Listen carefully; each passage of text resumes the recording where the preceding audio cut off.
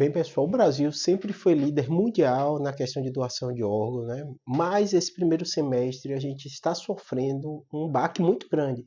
Quase metade das famílias não aceitaram ter doação de órgãos e acabou que tem morrido muita gente na fila do transplante. Eu vou explicar para vocês o que é polêmico, o que acontece, né? O que a gente tem que respeitar sempre a decisão da família e quais são, às vezes, as desinformações, né?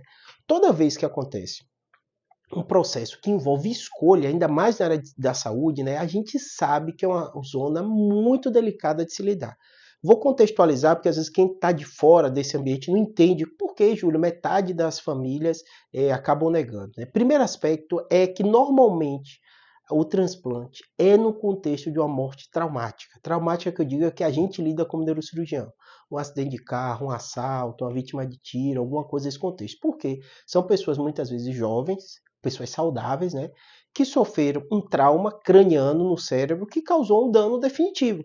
E aí o neurocirurgião ou o neuro que está acompanhando, né, o médico está acompanhando e falou, ela tem um déficit neurológico irreversível. Não tem como voltar atrás. Esse paciente está entubado, está muitas vezes, né, mantidos, né, sempre na verdade, estão sendo mantidos por causa dos aparelhos que a gente colocou, respiratório, tudo isso. Você tira aquilo, aquele paciente vai morrer. E isso é de forma irreversível. Só que essa família recebeu aquele baque, um susto muito grande. E na grande maioria das vezes, né?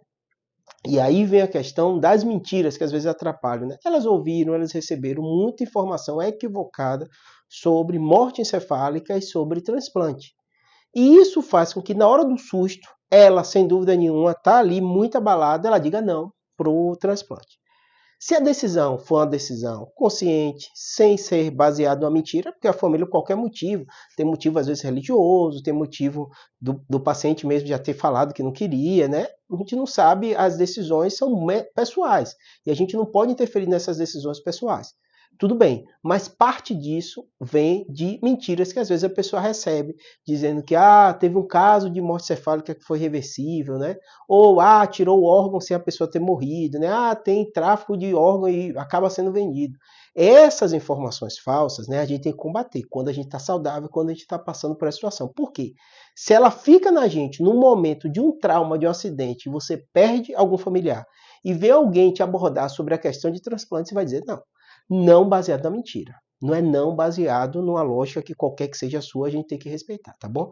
Por isso que esse tema é tão delicado, é importante a gente falar dele. Nesse momento você está assistindo o vídeo aí, às vezes relaxado, pensando em outra coisa, e achou curioso essa porcentagem, né? 50% das famílias diz não, e às vezes você entra aqui, por que uma pessoa diz não?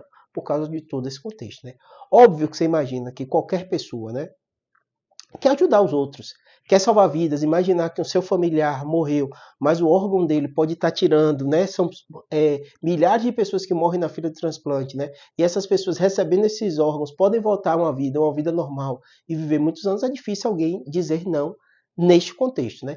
Mas a grande maioria é muito baseado nesse outro contexto de às vezes receber informação falsa, tudo isso. Mas como eu disse para vocês, nosso papel de médico, você papel de familiar ou de amigo é respeitar a decisão de quem está tomando aquela decisão sem muito questionamento. A gente médico explica, fala a opção do transplante, se a família diz não, acabou o assunto, é não e vamos seguir. Por isso que tem esses 50%, né? Porque nosso papel enquanto profissional de saúde, né, no contexto de tanto sofrimento do familiar, é respeitar a decisão, tá bom? Espero que tenha ajudado, mas vamos passar esses vídeos, conversar com as pessoas quando elas estão saudáveis, todos nós vamos morrer.